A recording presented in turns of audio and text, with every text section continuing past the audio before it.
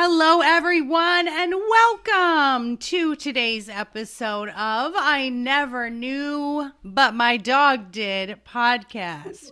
Yes, I've just added in But My Dog Did because of my dog themed everything in my brand. So, I'm so excited always to have the guests that I have, and my next guest, she tickles me.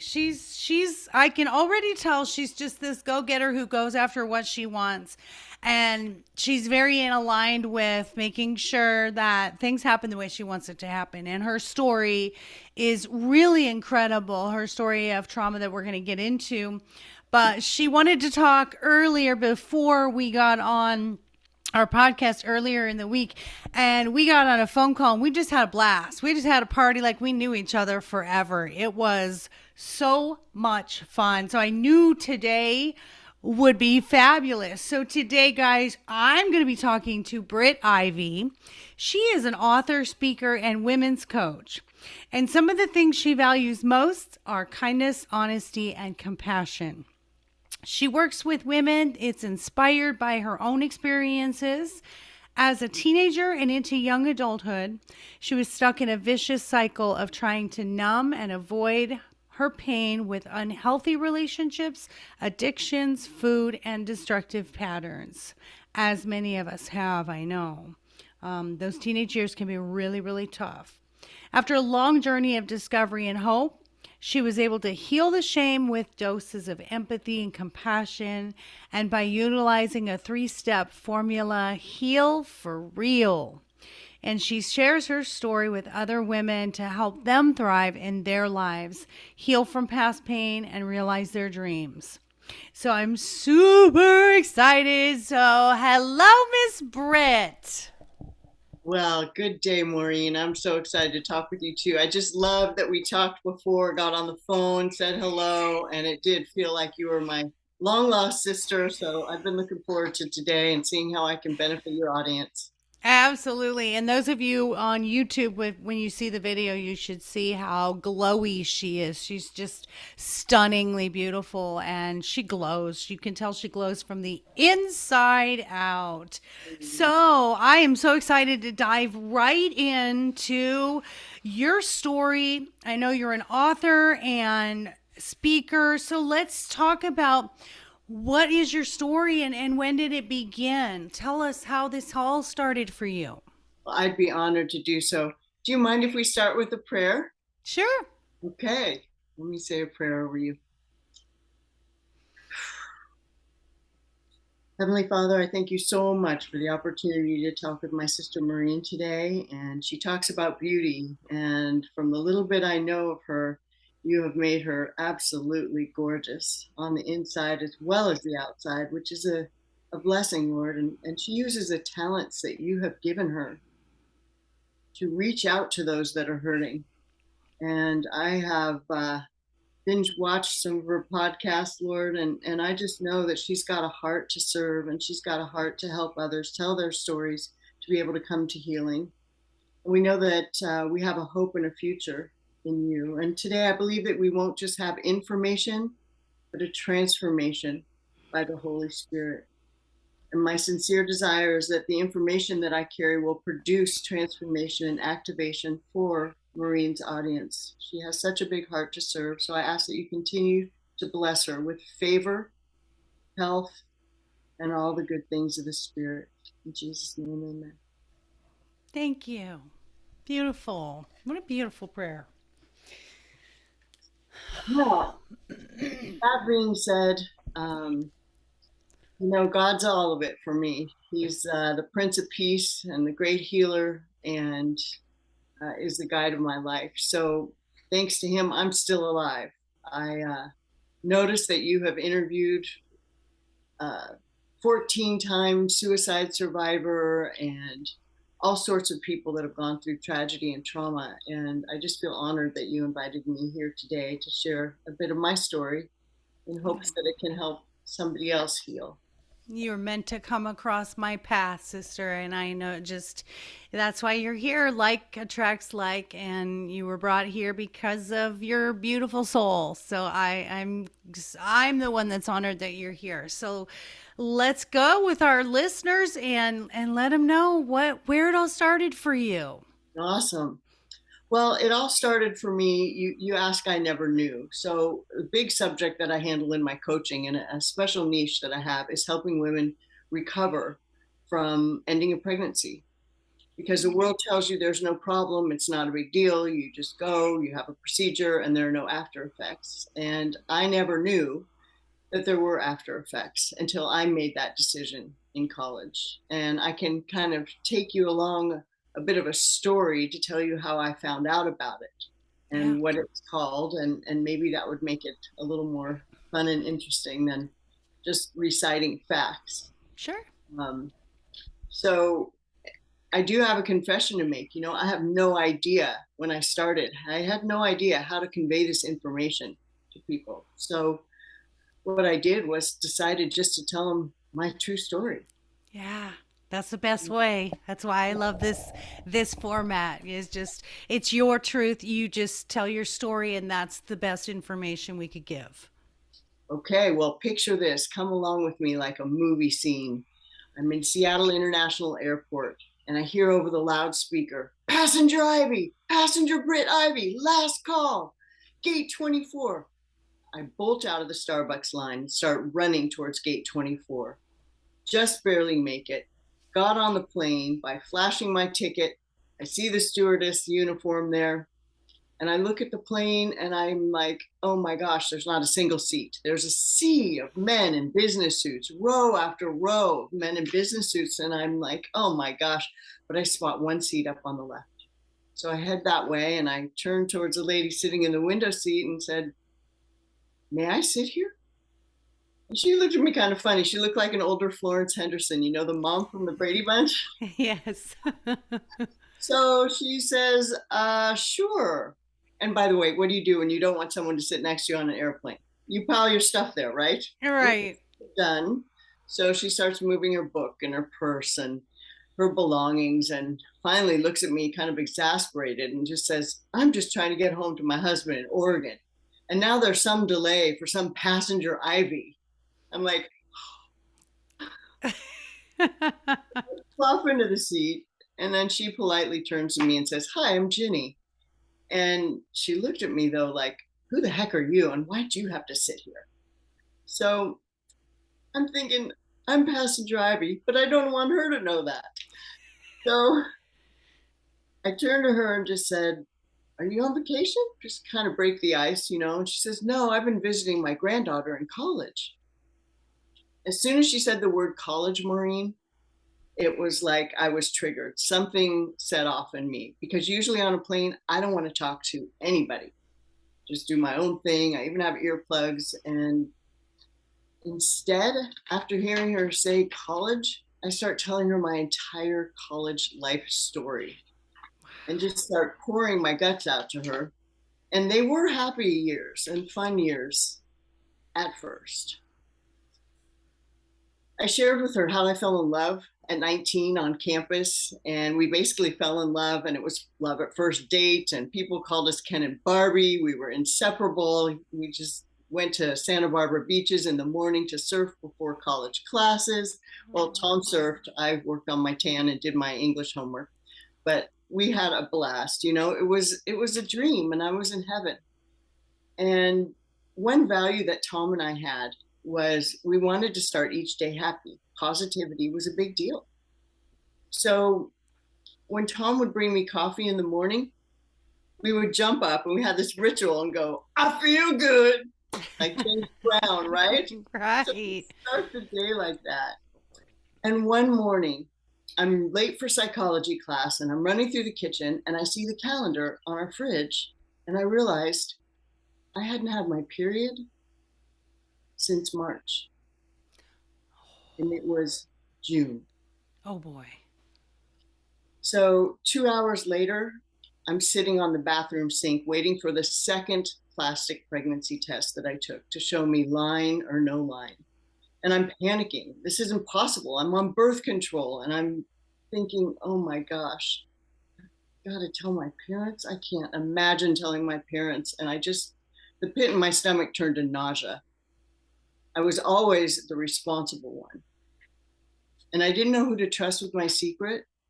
And finally, I remembered my girlfriend from Orange County. She was a little more worldly.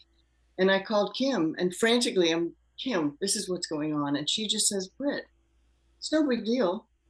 I've ended 2 pregnancies. A lot of women have done it. And I'm thinking, I don't know anyone who's done it until that moment.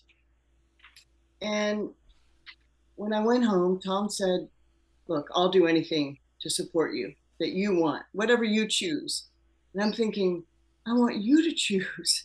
So suddenly, Maureen, it was no longer our decision. It was my decision. And I felt totally alone. And I knew I couldn't put it off much longer. And today, when you need to research, where do you go? You go to the internet, right? Yeah.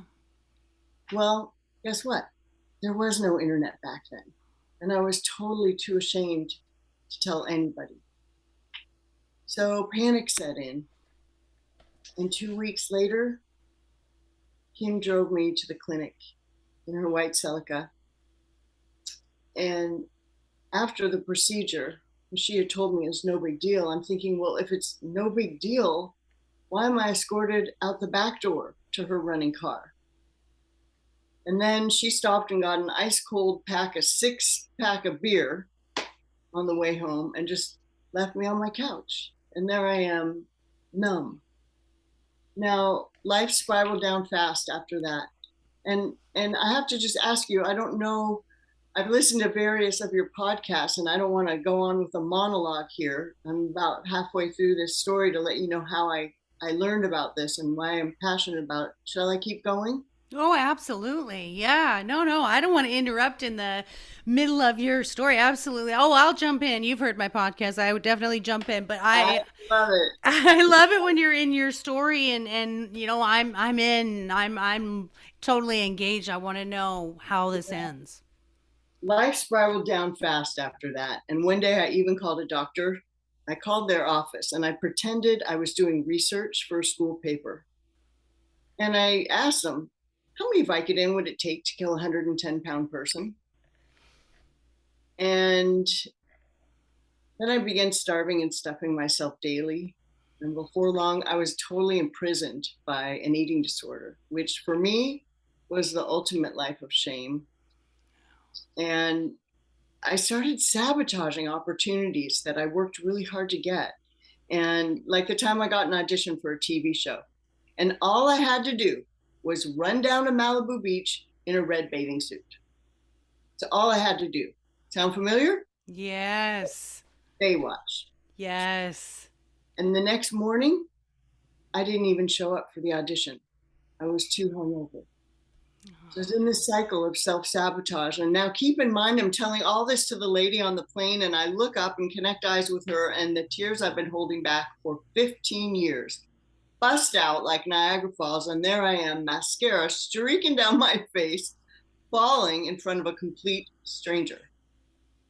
And she looks at me and she says, Britt, and she reaches down, she pulls a pamphlet out of her purse and hands it to me and says, take a look at this. If you can see it, you can free it. And I turned it over and it read, do you suffer from suicidal thinking, self sabotage, eating disorders, abusive relationships? I turned to her and I said, wow, they know me. Wow. Yeah. And Yeah, she I had to write down that what you said. If you can see it, you can free it. So when you see me look away, I'm writing these things down. You hear that, audience? If you can see it, you can free it. So she knows you. She gets you. well, this pamphlet, she said, why don't you turn that over? So I did. And the 3 words on the other side of that pamphlet, Maureen, made the broken pieces of my life all of a sudden seem to just fall into place. And it read PAT, post abortion trauma. Now, Have you ever heard of PTSD, Yes. post-traumatic stress disorder? Okay, Yeah. great. Um, and most audiences, when I ask who's heard of PAT, maybe one or two hands goes up. Well, PAT is PTSD for ending a pregnancy. And and don't get me wrong here, I'm not comparing myself at all to a war veteran, but imagine, Maureen, how hundreds of thousands of war veterans felt when the American Psychiatric Association declared PTSD in 1980 an official diagnosis. Yeah. Relief. I need to confess, I've been groping for years how to share this because I want to share this information so people know without a doubt. I'm not here for a religious or political debate. I'm not interested in that. I'm here for the wounded.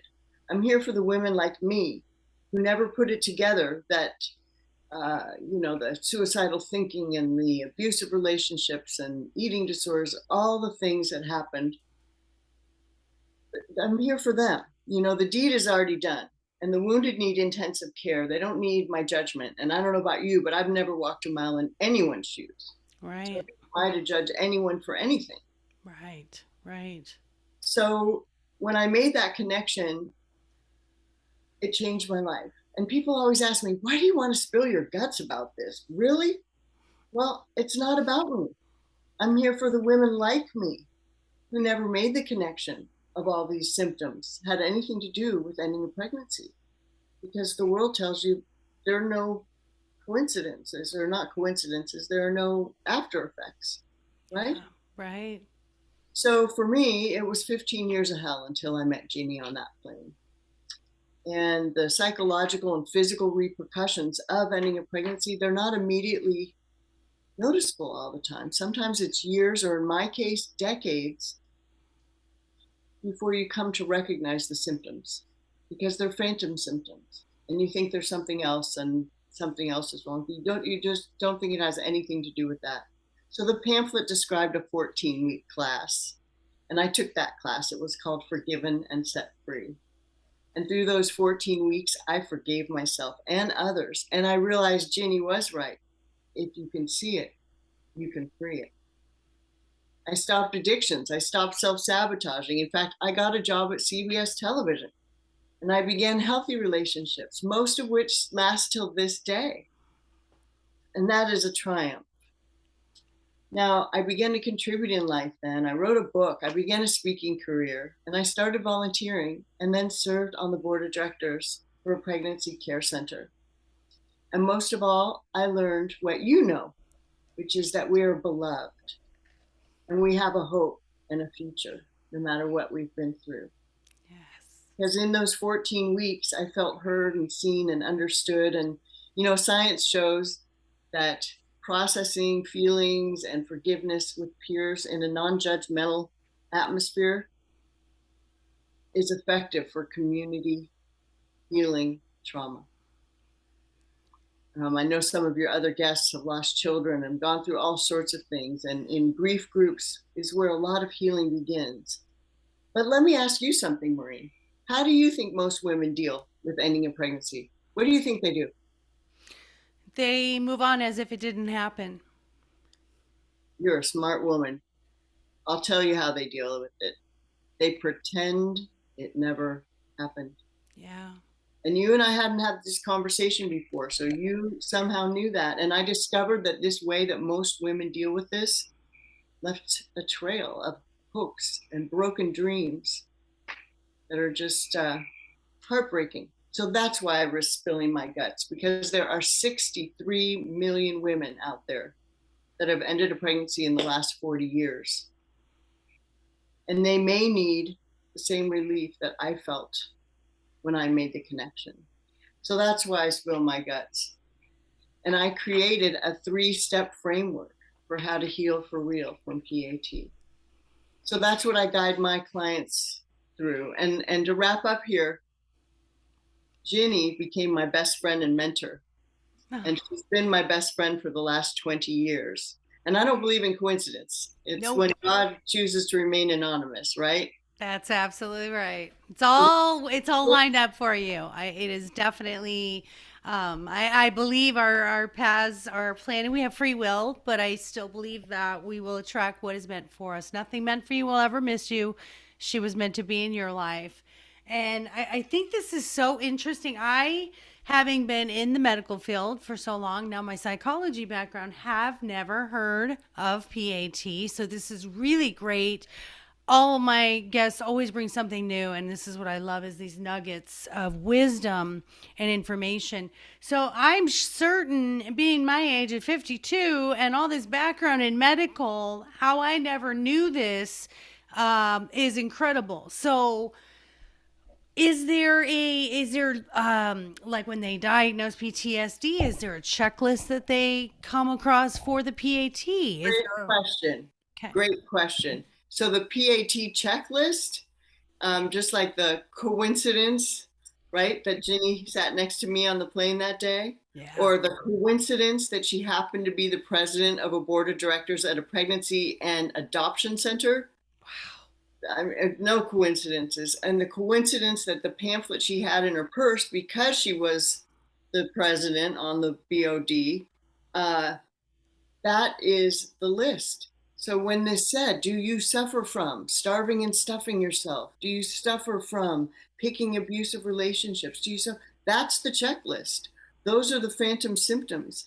And let me tell you, Ginny was my compassion bridge to healing, Maureen. She didn't shame, judge, or blame me. She just listened. She had empathy. And this is where you come in, Maureen. You can be the empathy compassion bridge for others because as soon as you see it, you can free it. Now that you know about it, whether you're a grandmother and you realize that your granddaughter is just going to go to college or she's just starting to be active in relationships physically and you want to help her avoid some pain, at least all I ask is that you tell one person what you've learned today about PAT. Just consider sharing it with one other person. And to wrap up here, Ginny, not only has she been my best friend and mentor for 20 years, sometimes we speak at women's conferences. And we were one summer at a seminar, Maureen, and in front of the whole audience, she's at the podium, and she turns to me and she says, Britt, I never did understand why you had to sit next to me on that plane. Now I turned to her and said, Jenny, I had to sit next to you. That's the only seat I saw open.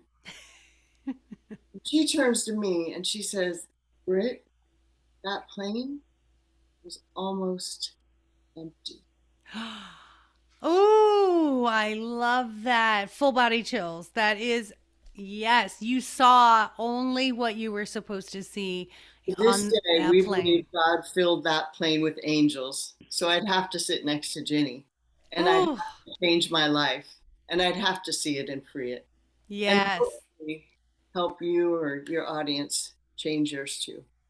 I think that's wonderful, and I do believe in those things that happen. And everyone knows my story of meeting my husband, where the text came through, and we have no idea how it came through. And so I do believe there is definitely divine intervention. Now, we I love talk. that. I heard some of your podcast with you and your husband, Dennis. That's pretty cool. You guys are amazing. Def- Congratulations. Thank you. Definitely meant for one another after a lot of abusive relationships. So the PAT is post. And the thing that, like you said, when you share this information with others, it really, in my mind, it brought up, how do we do this prevention? I don't even know, to be honest with you. I have a 9 and a 10-year-old granddaughter, and they're going to be getting sex ed, and I don't even know how schools do this now. I don't know, how do we talk to young girls that are coming up and they're going to be sexually active? How do we talk to them when they're going to high school, college? How do we prevent them from going through the post so they don't have to go through that? So we do the pre. What do you think? Do they talk about that at the pregnancy centers? Absolutely. And that's such a great question because the places that you go, like the clinic I went to, they have positioned themselves strategically on almost every college campus in the United States. So these things happen one on one with your granddaughters. I can't really speak to what's taught in schools or get into that kind of debate. It is far from what will help young people be aware that there are consequences for choices. Instead, they're offering them ways to be sexually active. And unfortunately, the consequences are not just this, they are disease and all sorts of different consequences that really break hopes and dreams and destroy lives. And so we need to get them young. So in my case, my parents didn't talk to me. And years ago, this was before they started teaching what they teach now, and who is so confusing. If I were a child now, I don't think I could make it. But the only sex ed I got was dad came home one day, sat me down, and gave me a book that says, "Where do children come from?" And that Yeah. was about it. You got more than I did. You got way more than I did. I got in PE, I think it was PE, and they played the video of, menstruation and the female parts. That is the extent of it. And hence, I end up pregnant at 18 years old and getting married at 19. So, yeah, we didn't talk about it. I think my mother was very uncomfortable. I agree with you. It is a one on one individual family choice. I don't think that schools can come from my same understanding and perspective of what I want my children and my grandchildren to know about sex. I just don't think it should be the school's responsibility. I think it should be a family responsibility to, especially parents and or grandparents. I'm raising my grandson who's 14, and trust me, we've already my husband has, we've done the whole talking. And I have to, you'll be proud of this. The thing that I was really proud of my husband, because I was a single parent raising two daughters and a son. I'm proud of you for that. And you don't have these hosts of symptoms. You have you made a choice, and for that, your legacy, your family continues on. In my case, my sister and I, we're the end of the line right now, and I am considering adoption, which is Oh. amazing. But Which I love that, because I think there are so many children out there that want loving parents, and so many parents that want children. There's a lot of fits out there. The yes, only, and I don't want to get like you said, political or religious. My only experience of the struggle with that is the legal system. I'm trying to get my grandson to be guardian, and this is where he wants to be, and it's the courts really give a lot of rights to the biological parents, whether they're good parents or not. right. And so that was the thing that my husband talked to my grandson about consent. And I thought that was a really neat part that I, as a single mom raising my son, I didn't really think about that. And that sounds terrible that I didn't consider that. But once the Me Too movement happened, we had to be more aware of our son's behavior, I think. And that was the thing with my grandson is my husband telling him the whole process of, sex education. I know we're not here for sex education, but Oh, but I love Dennis. I love your husband for that, because that's yeah, stepping up as a dad to say, by the way, make sure this is all agreeable. And every step of the way, he said to every, my right, grandson, he said, every step of the way, no is no, no matter what. And that was really cool for me to see that. And he doesn't have any daughters. This, he has a son, and I have a son and two daughters. And to be raising my grandchild together with me, I just, I admire him for that, and that he stepped up to the plate where my grandson's dad did not. And so this is really kind of a cool new eye-opening thing for that generation. Britt, it's so different, like you said. different. 14-year-olds are not what we were at 14. I mean, there's so The much. benefits, I'm sorry to Yes, interrupt you. there's The so much. benefits of waiting till marriage, people don't even think of that anymore, but they're huge. They're huge benefits. And I have some friends right now who are making a movie in Texas about their dream of emptying out the whole adoption system. like you said, there's so many children out there and so many people that want children and can't get pregnant. So there are solutions if the compartmentalizing and the separation that goes on in all this, the pointing the fingers and the pro this and the pro that or against this, and that's not what it's about. It's about protecting the person who Yeah. and letting them know there are consequences. So you asked a really great question about what else could you do. Hmm. So if I knew then what I know now, I would have, when I was on the board of directors of the Pregnancy Care Center, I started as a volunteer and we offered free ultrasounds. And I will let you know that when you go, like when I went to that clinic, none of those places will ever offer an ultrasound, much less a free one. Now, I can't say this from every stage that I'm on. Some places are, have more different ideals and would be offended because they're more interested in the argument. I'm again talking about the wounded. Yeah. And I will tell you that 93% of women who see an ultrasound keep their children. And you will not Wow. get an ultrasound or an offer of one when you just go to a clinic. So I don't believe that that's really a real choice. I believe a real choice is when you have all the information, you know that these consequences can happen. You look at ultrasound, you make whatever choice you want. That's, you know, um, the con. But just to let young people know there are consequences. So if your question as a mom and a grandma and a good one, if it ever comes up, just to lovingly, I suggest people share with their children, look, if you ever find yourself in this situation, I want you to know you can come to me. I want you to know you Yes. don't need to be afraid. Like in my case, I was brought up, you graduate high school, you go to college, you fall in love, you get engaged, you graduate, then you get married, then you have children. That's the order.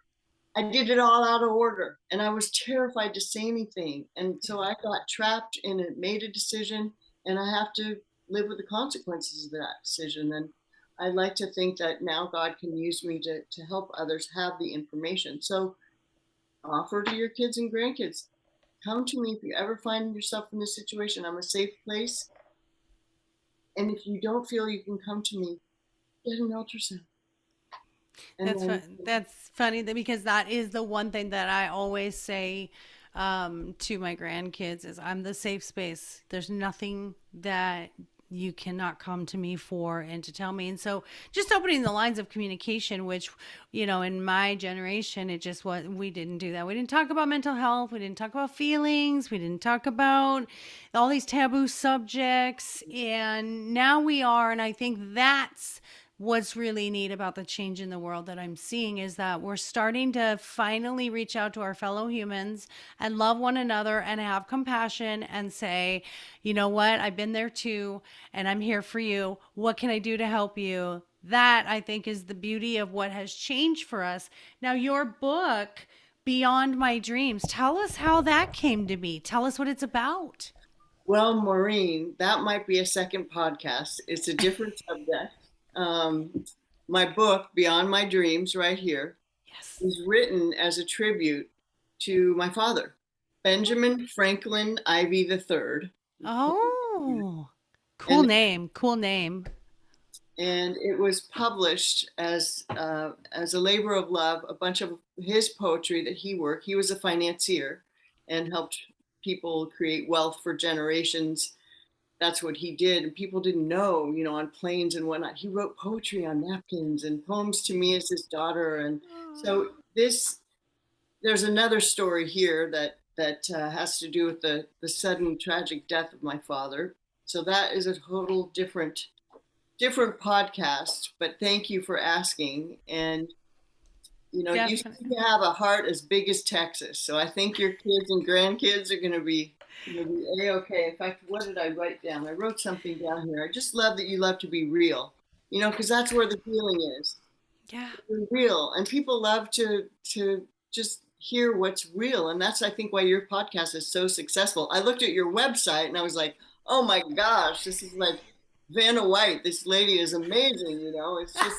It's absolutely gorgeous, and the layout, and you're all decked out, and it was a little intimidating at first. And then I listened to your podcast, then you and I had that conversation, and I'm like, this woman is awesome. She is real. People love that.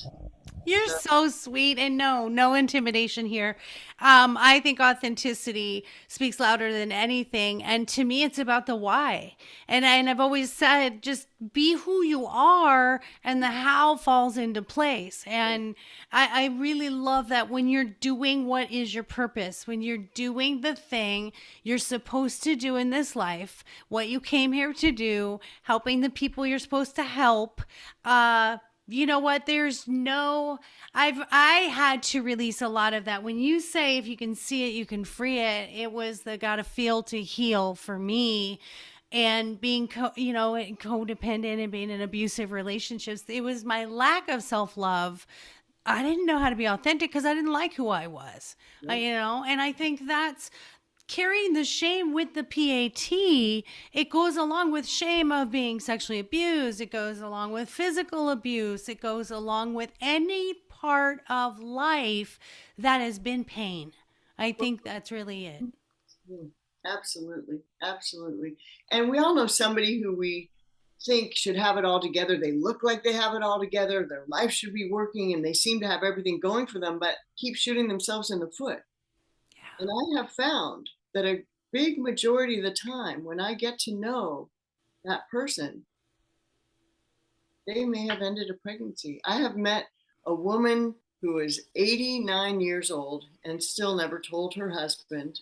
And it was so many decades ago. It was in the olden days where literally her and her grandma went out and buried, they did it with crochet needles and Oh. buried the little in a matchbox under a tree and never told anybody. And at one of my seminars, she's like, felt all of a sudden like her life was freed. So it's just information to help people that are suffering and they might not put it together why. And I think there's something deeper at play here as we wrap up is Yeah.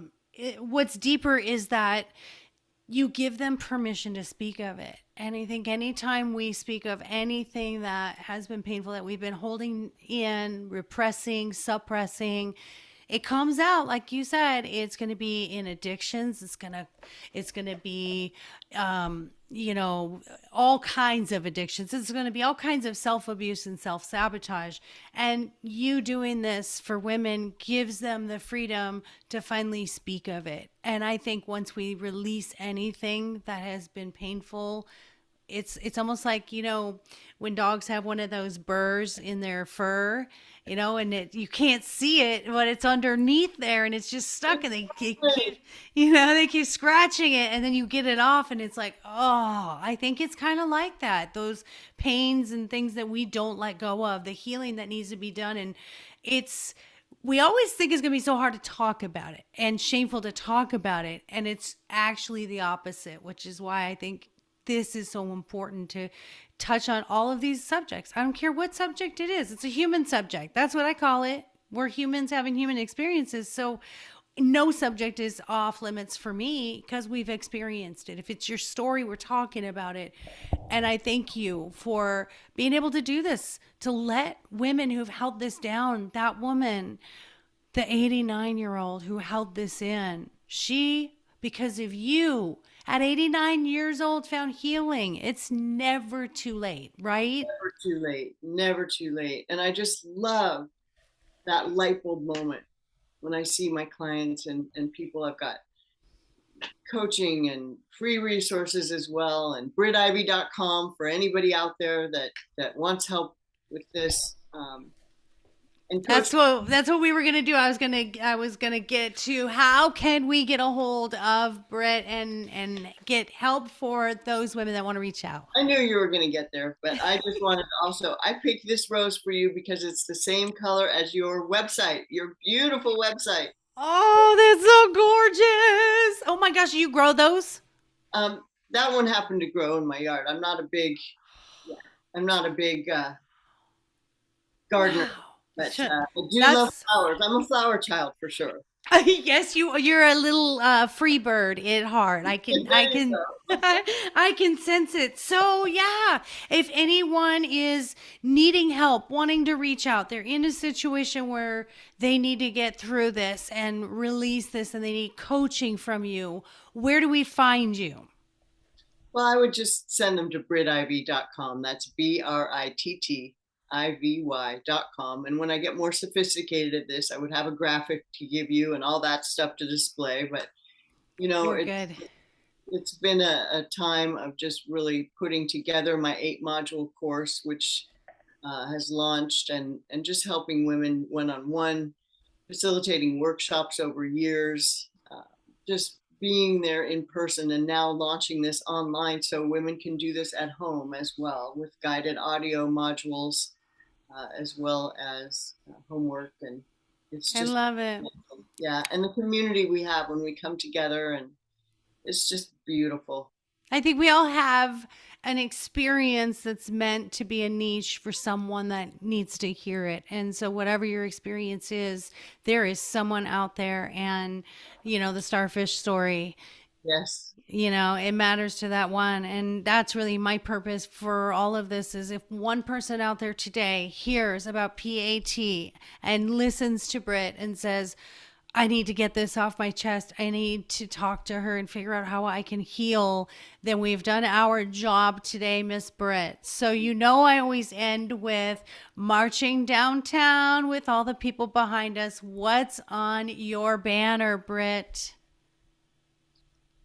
If you can see it, you can free it. Yes. So Oh, my course is called From Post-Abortion Trauma to Post-Abortion Transformation. So just mm. helping women be free and live the life they're meant to live. It's not difficult, complicated. It's a simple process, not always easy, but I'm here to guide and guard and to Yeah. stand by you to heal. And it's so worth it because what's on the other side of this pain and this trauma is life and beauty and hope and future. And, it's doing the hard work, but we can do hard things, ladies. We can get through all that we have been through. And I'm speaking to everybody, but especially the women, my sisters today on this planet. So, what did you never know that you know now, Britt? Well, what I never knew was this host of symptoms was running my life. And I kept shooting myself in the foot, thinking, I've had all sorts of opportunity. And why do I keep doing this? I didn't understand the self sabotage. So, what I never knew was what was running my life. And now I know, and I'm freed of that, and I can help others grow past it. How to identify and recognize where the trauma healing needs to take place. And that's the key, really. We don't know if we don't know until we find out and we get help. And that's why I love the life coaching arena because we do it so out of the box and so different nowadays. And that I think is the beauty of the shift that we don't have to follow exact, maps of how therapy should go now. And that's why I think niches are good. Well, Carl Jung, the famous psychologist, puts it this way. He says, until you make the unconscious conscious, it'll direct your life. We'll call it fate, Yeah. right? But Right. Katie put it even simpler on that plane. Like she said, if you could see it, you can feel it. Yeah. That's so fabulous. Okay, here we go on my light note. What is your shameless self indulgence? Oh, definitely chocolate. Yes. Dark or milk? Dark. Actually, I found these new things that I'm all into keto. So these wonderful, they're cacao butter. So they have a fat content. They only have 1 gram of sugar, and they only have two grams of carbohydrates, which is unheard of for chocolate. So that's That a new one. They're called healthy. Fat Bar, and I'm actually thinking of buying the company because they're revolutionary. And you can eat them and feel great and don't gain weight. I mean, if you eat 20, then they're. Everything in moderation, people. Everything in moderation. Excuse me. Mhm. Well, Britt, I mean, You are such a beautiful, beautiful soul. And thank you for all that you do. Thank you for being here today. Thank you for the hour of your life. That is a gift to me. Guys, go find Britt at brittivy.com for any information, comments. Don't forget to do 5-star review on our podcast. Share it, grow the community. Tell your friends if they want to be guests, if you know someone that wants to come on that could help others with their story. We welcome it. I welcome it. And I wish everyone a wonderful, beautiful day, and especially you, Miss Britt Ivy. Thank you. Thank you. Thank you. It's been a privilege. God bless you, sister. Until we You, meet again, you keep yes, thriving and shining. you better believe it.